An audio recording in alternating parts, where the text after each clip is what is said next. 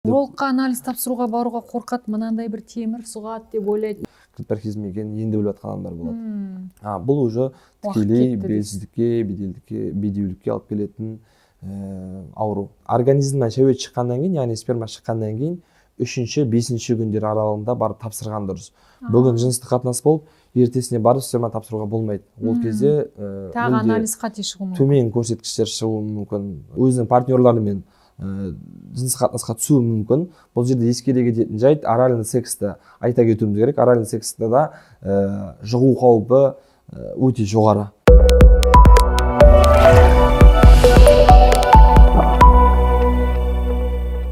Сәлем достар, денсаулық каналына қош келдіңіздер. Бүгін бізде кезекті сұхбат, әрине дәрігерлермен біздің сұхбат өтетін сіздер жақсы білесіздер. Қонақта уролог, андролог дәрігер Дастан Шынжырбайұлы, қош келдіңіз. Қош болдық. Бүгінгі сұхбаттың алаңын ұсынған Аланды медициналық орталығына алғысымызды айтамыз. Ал бүгінгі тақырып әсіресе ер азаматтар сіздер көріңіздер. Бедеуліктің 5 себебі деп атадық. Жалпы бедеулік неден басталады, ең алғашқы себебі қандай, және бірінші сұрақты мүмкін баланы неше жастан бастап урологқа тексертуіміз керек? Ер баланы, иә?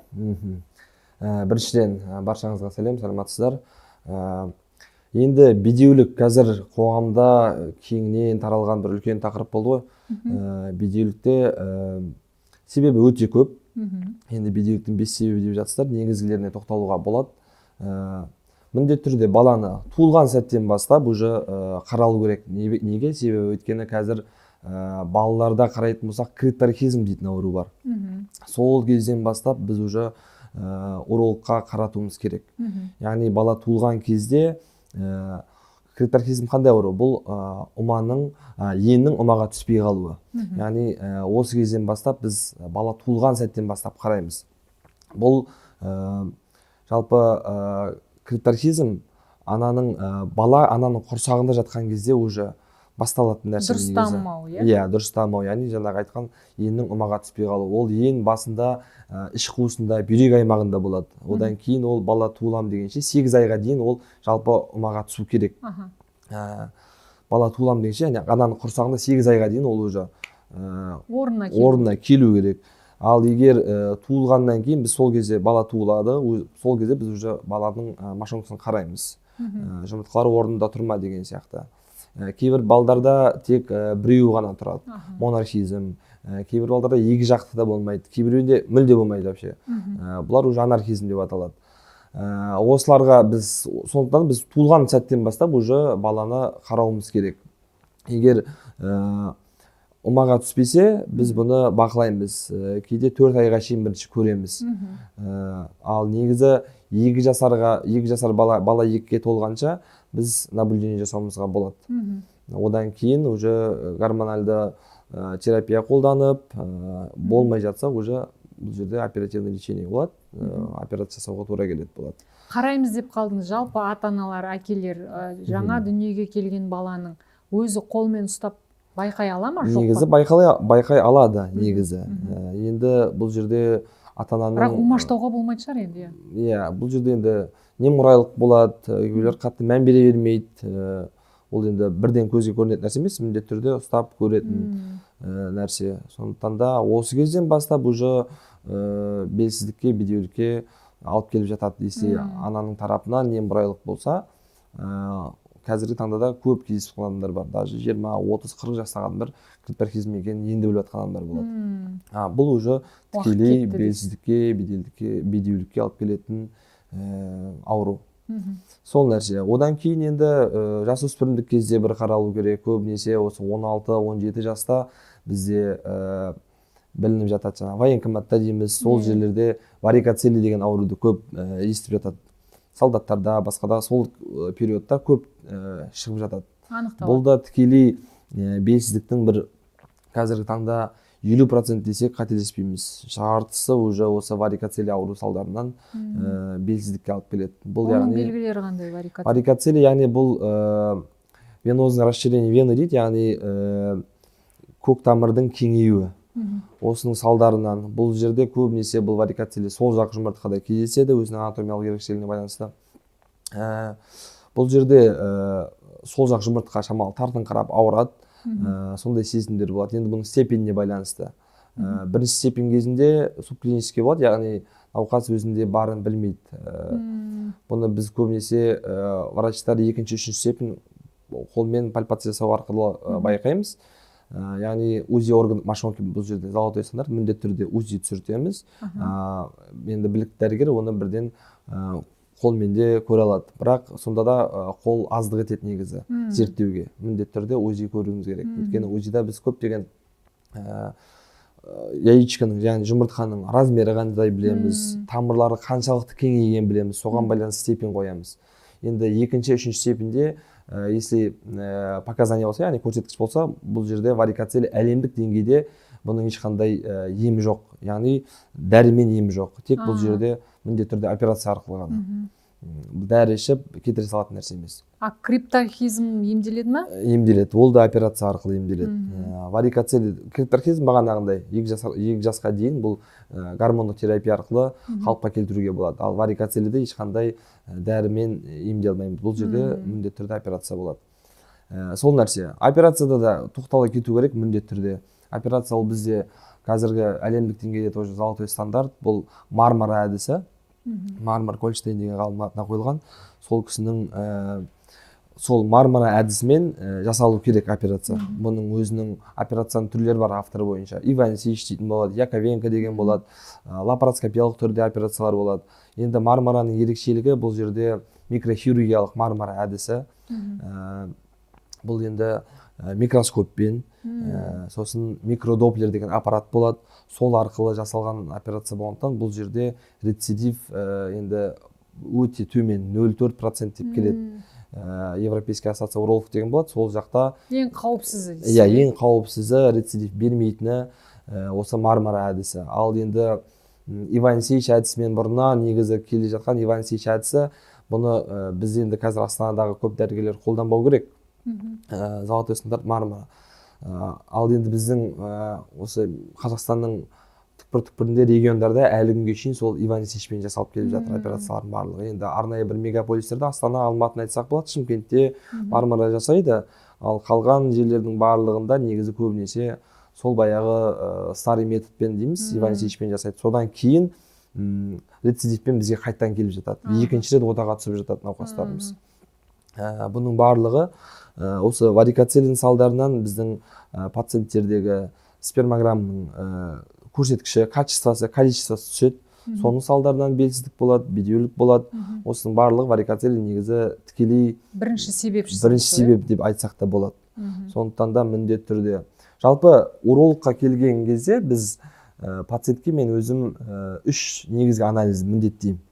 Урологқа анализ тапсыруға баруға қорқады, мынандай бір темір сұғады деп ойлайтын. Иә, ол бұрынғы мифтер ғой. Енді көп неде қалыптасып қалған. Уролог десе бірден сол сиқырлы таяқшаны тығады деп ойлайды. Қазіргі таңда енді заманымыз, медицинамыз дамып келе жатыр. Қазіргі таңда қан арқылы да, моча арқылы да тапсыруға болады. Оның ешқандай жаңағы мазоктан несі жоқ, айырмашылығы жоқ. Қорықпай бара беруге болады. Иә, арнайы ережелер болады. Яғни мазокпен просто тапсырса, кез келген уақытта тапсыра беруге болады. Уже өзіне байқады ма, түсте келіп, түсте мазок арқылы алып тапсыруға болады. Иә, бұл мазокты біз отрицать етпейміз, яғни ол бар нәрсе, бірақ дискомфорт, шамалы ауырсыну белгілері болады. Ал моча арқылы тапсырған кезде бұл жерде міндетті түрде первая порция моча дейміз, яғни түнде ұйықтағаннан кейін науқас таңертең тұрады, сол кезде кіші дәретке шықпай міндетті түрде лабораторияға барып бірінші порция мочасын тапсыру керек. Лабораторияға барып. Иә, бұл өте важно, өте маңызды. Енді или лаборатория бар, или арнайы құтылар болады, соны өзі алып қойып, прям шыдамаса үйінде шығып, сосын соны лабораторияға 1 сағаттың көлемінде апарып тастаса, солай да болады. Сондықтан бұл бірінші порция моча өте маңызды, өйткені уретран бойында тұрған инфекцияны бірінші порция моча шайып алып кетуі мүмкін. Одан кейін ол барып екінші порция мочасын тапсырса, ол кезде ложный информация берілуі әбден мүмкін. Сондықтан сосын сол біз анализ бойынша, результат бойынша жұмыс істегеннен кейін, ол барып екінші порциясын тапсырса, бізге алып келіп тұрса, барлығы таза болса, біз таза деп ойлап қалуымыз мүмкін. Сондықтан да бірінші очередь урологқа келу керек, осы нәрселерді олар білу керек, первый порция моча екенін, басқа екенін. Кейбіреулер бірден бірден Анализ анализдер тапсырады, тапсырып сосын сосын барып келе келеді. салайын деп ойлайды дайын результатпен. Ондай нәрселер болмайды. Осындай майда нәрселерге тоқталу керек. Бұлардың барлығы өте важно. Енді бірінші очередь келген кезде біз көбінесе мен сол ұсынатыным міндетті түрде осы спермограмма анализі. Ол қандай анализ? Үш анализ бар, негізгі анализ. Мен бірінші осы үш негізгі анализді бірінші ұсынып аламын, содан кейін жеке түсіндіремін. Яғни спермограмма анализі, одан кейін бағанағы айтқан ПЦР на ИПП, жыныстық жолмен берілетін инфекциялар, содан кейін УЗИ орган мошонка, жұмыртқаны УЗИға түсіріп, барлық аурулардың бар жоғын көріп шығу. Енді спермограмма анализі, бұл жерде де яғни шәуеттің біздің сперманың качествосын, количествосын көру мақсатында, сапасы қандай болып тұр. Яғни көп бізде халықтың арасында процентім қанша деген нәрсе қалыптасып кеткен. Иә, мен сперманың процентін көру керек еді деген нәрсемен келеді. Ол жерде енді өте көп нәрсе бар. Подвижность дейтін болады, спермалардың подвижность қозғалыстығы қаншалықты, неподвижный болады, солар қанша процент болып тұр. Одан кейін морфология деген болады, яғни құрылымы қанша процент болып тұр. Соның барлығын көріп алу керек.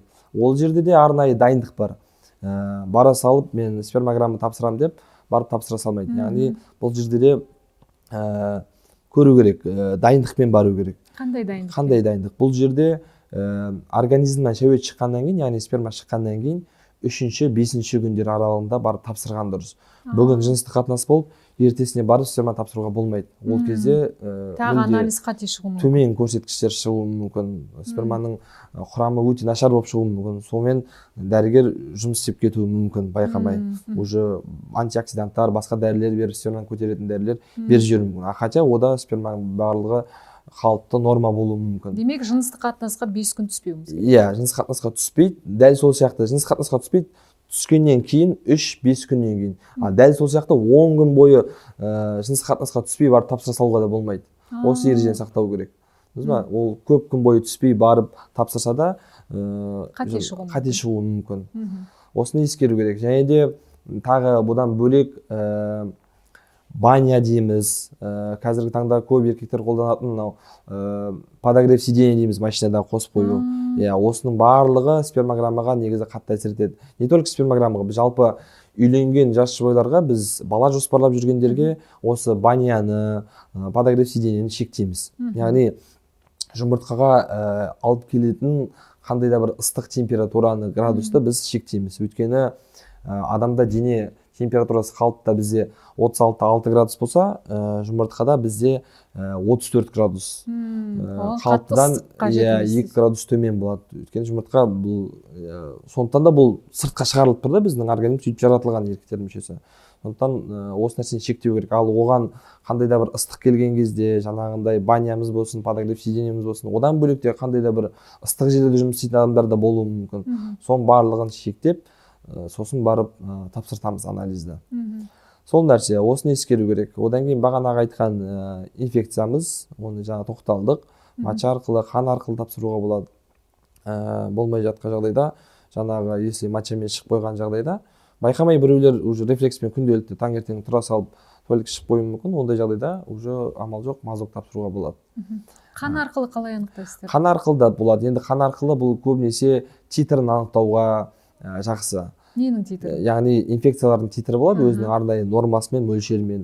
Бір шыққан инфекциялар кейде бізде енді қазір инфекцияға жақсылап тоқталсақ болады. Бұл жерде 9 түрлі инфекция болады, жыныстық жолмен берілетін. Әрқайсының өзінің аты, өзінің лечениесі, әрқайсының лечениесі әртүрлі, өзінің әрқайсының алып келетін нәрселері әртүрлі.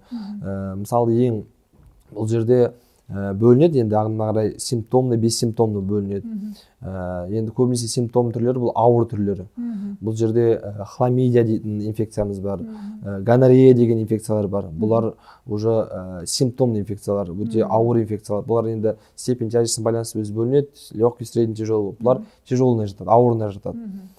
Бұл жерде выделение болады, жасыл ірің ағады. Тоқтамай ірің ағады. Жыныстық қатынастан кейін 3 күннен кейін басталады. Кіші дәретке шығу өте қиындай бастайды. Шашырап шығады, ашып шығады, күйдіріп шығады деген сияқты белгілер болады. бұл жерде енді симптомы болғаннан кейін шамалы дені сау адам уже өзінде осындай белгілер жатқаннан кейін урологқа келеді. Ал қалған инфекциялар бар, 5-6 инфекциялар, бұлар бессимптомды жүреді. Ешқандай белгі бермейді, ешқандай ауырсыну болмайды. Анализ тапсырмаса, оның өзінде бар екенін де білмейді. Сондықтан да бұл жерде енді бір жағынан бессимптомы болғанымен, зато бұны анализ тапсырмаса білмейді. Сондықтан да анализ тапсырып барып көру керек бұл жерде. Симптомсыз жаңағы инфекциялар егер жыныстық қатынасқа түсетін ер азамат болса, әйел адамға жұқса, әйел адамда қандай аурулар пайда болады? Оларда да симптомсыз өтеді ме, жоқ көрініс береді ме? Иә, екеуінде де бірдей. Бұл инфекциялар әйел адам, ер адам таңдамайды. Симптомды, бессимптомды болады. Именно симптом беретіндер әйелде де дәл сондай выделение болады, ашу болады, күйдіріп ауырсыну болады деген сынды болады. Бұл жерде симптомны, бессимптомдылардың сол жаман жері сол білінбейді, анализ тапсырмаса, сонымен ол жүріп іште тына береді, ол организмді құрта береді деген сынды. Сондықтан да міндетті түрде көру керек. Бұлардың барлығы енді незащищенный секс дейміз, енді жыныстық қатынасқа қорғанусыз түскен жағдайда болады. Осы анализдерді көреміз. Содан кейін УЗИ органов мошонки, яғни жұмыртқаны біз міндетті түрде УЗИға түсіруіміз керек. Сол жерде біз көреміз, варикоцеле ауру шығуы мүмкін, эпидемит деген аурулар шығуы мүмкін, кисталар, микрокальцинаттар болуы мүмкін. Солардың барлығын бір көріп шығу үшін міндетті түрде УЗИ органов мошонки жасату керек. Осы анализдер. Спермограмма туралы айтып қалдыңыз ғой.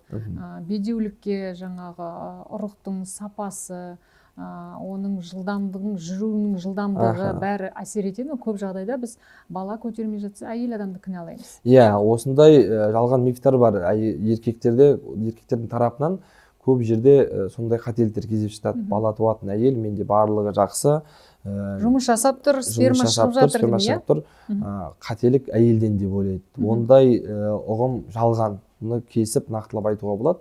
Бұл жерде 50-50. Әйелдің де, күйеудің де екі тараптан бірдей қарау керек. Енді тоже айта кету керек, біз жақта енді қазір жақсы қалыптасып келе жатыр. Астана, Алматы жақтарда негізі қазір мен просто үйлейін деп жатыр едім, для профилактика көрінейін деп келіп едім деген науқастар саны қазір жауапкершілік бар, иә, демек жастарда. Иә, қазір артуда. Енді бұл қазіргі социальный сеттің бір Инстаграм нелерінде арқасы шығар. Қазір жаман емес, жастарды келуі, тексерілуі жақсы. Ал енді оңтүстік жақтарда, батыс аймақтарда әбден бір патология болған кезде барып келіп жатады. Негізі ол ауру асқынған кезде, уже көтере алмай жатқан кезде барып келіп жатады. Соның өзінде де ерлердің тарапынан мойындамай әлі күнге шейін менің кесірім емес деген нәрселер болады. Ондай жағдайлар көп кездескен. Сондай жағдайлар болған. Кешеде бір үлкен конференцияда профессорымыз айтып отыр, сырттан келген, өзінің басына өткен оқиғаны айтып отыр. Бір кісі мысалға солай жүріп 4 әйел алған уже. 4-шісінде барып қана тексерілген кезде өзінде үлкен бір патология бар екенін біліп, оған дейін уже әйелден көріп 4 әйел ауыстырған. Ажырасқан, алған, 4-ші әйел ақыры көндіріп бірге алып барған кезде урологқа, сол кезде барып қана білген өзінде үлкен ауру бар екенін, варикоцеле шыққан. Сондай нәрсе болды.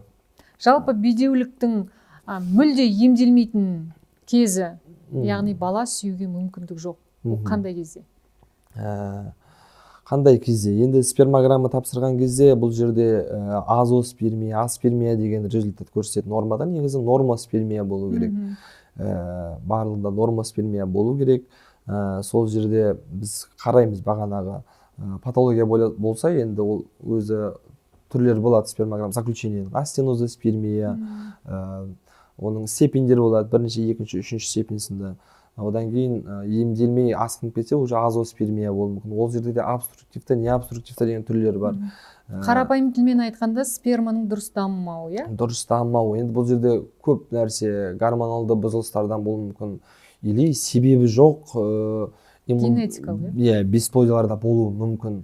Бұлдай да көп кездеседі. Енді екі жақтан да барлығы тап-таза болып, бірақ себепсіз бесплодияларда кездесіп жатады. Енді бұл айналып келгенде Алла тағаланың қалауы деп пациентті жұбатып солай жібереміз негізі. Ондай жағдайларда кездесіп жатады. Ондай жағдайда экомен бала сүюге мүмкіндік бар ма? Енді бұл кезде жіті зерттеулерден өту керек, көптеген спермограмма анализдерін көру керек, гормондарды көру керек. Бұл жерде гормондардың да рөлі ерекше. ЛГ, ФСГ, пролактин, эстрадиол, ең негізгі гормондардың енді түресі тестостерон гормондарын көріп, сол жерде шешім шығарамыз көп жағдайда. да экоменде көп результаттар жақсы болып жатады.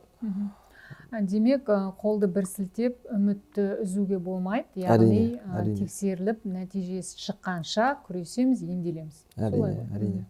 Дастан Шынжырбайұлы, мысалы 40 жастан асқан ер адамның 3-4 баласы бар дедік, иә, ол ерлі зайыпты отбасында бақытты өмір сүріп жатыр, бірақ оларда жыныстық қатынас жоқ, немесе мүлде сирек. Жалпы жыныстық қарым-қатынас ер адамның денсаулығына қалай әсер етеді, егер ол сирек болатын болса, немесе мүлде болмаса?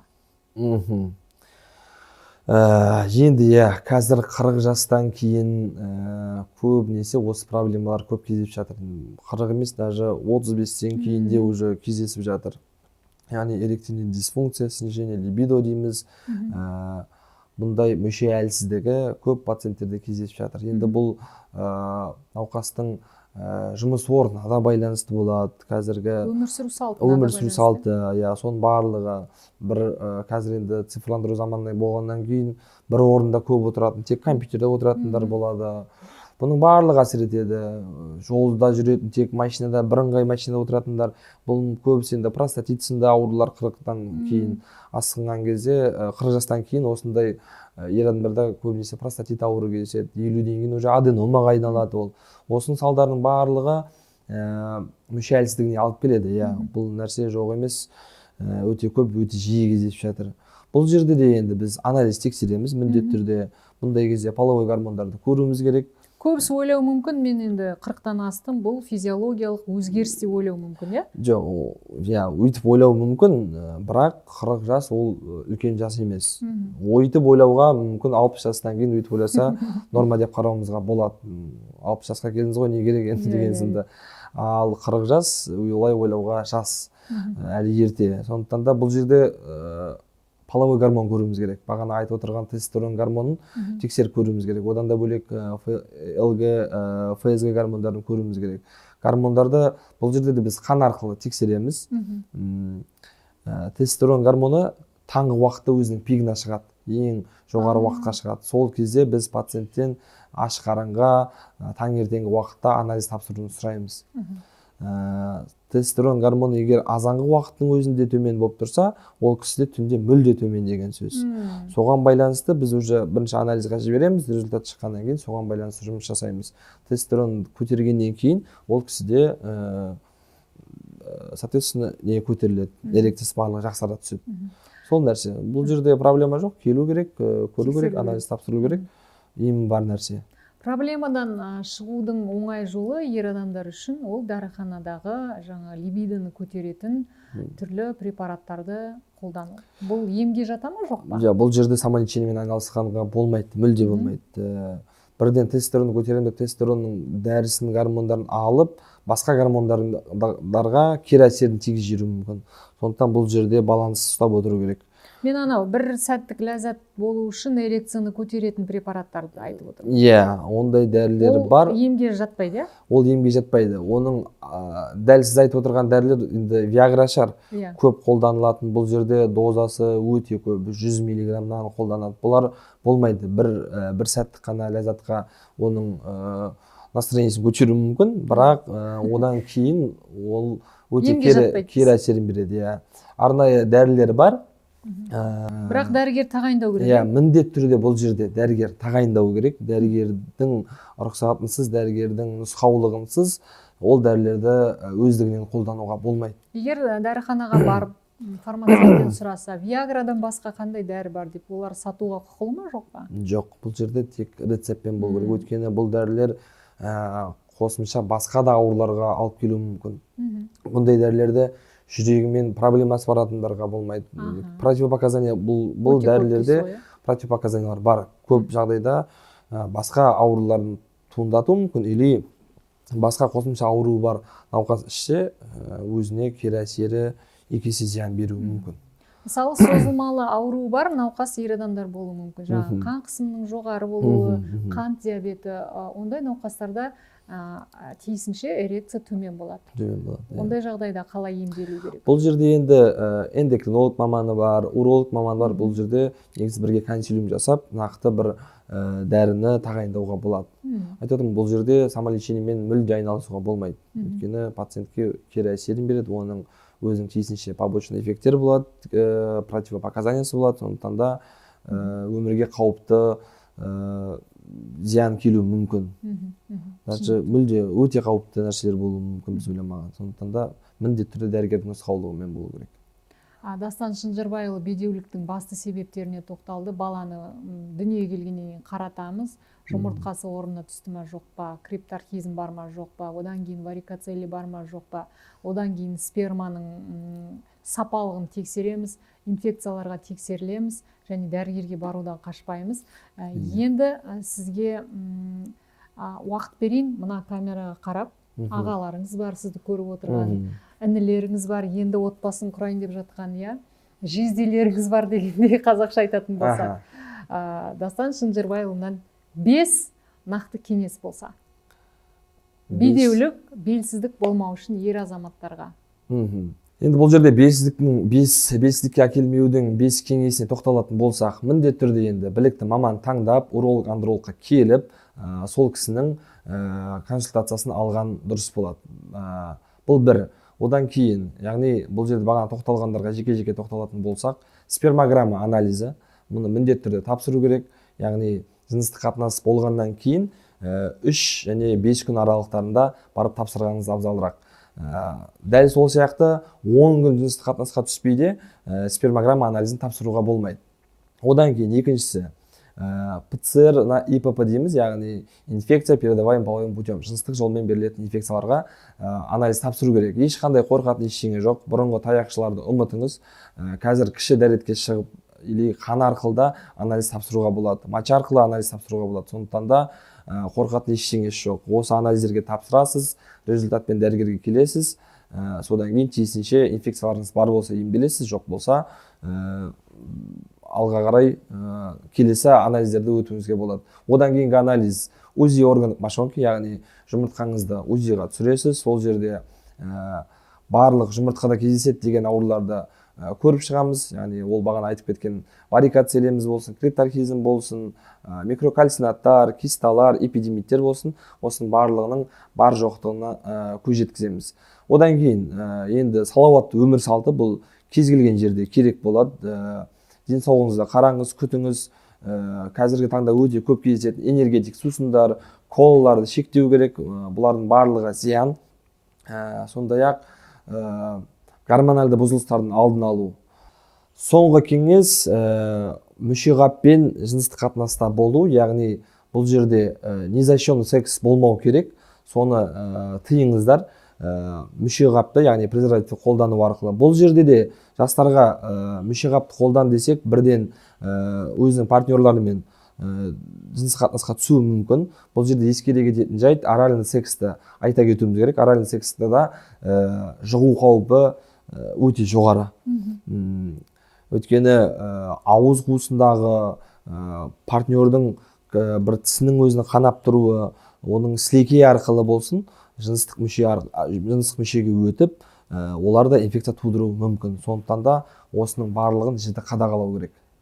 Жақсы, Дастан Шынжырбайұлы, көп рахмет. Актуалды тақырыптардың бірін қозғадық деп ойлаймыз. Сізбен алдағы уақытта да өзге де тақырыптарға сұхбат болады деген ойдамыз. Сонымен достар, бүгін біз уролог, андролог дәрігер Дастан Шынжырбайұлымен сұхбатымызды аяқтаймыз. Лайк басып, комментарий қалдырыңыз, дәрігерге қоятын сұрақтарыңыз болса жазыңыз. Ал түсірім алаңын ұсынған медициналық орталық алаңдық алғысым шексіз. Денсаулық каналына жазылыңыз.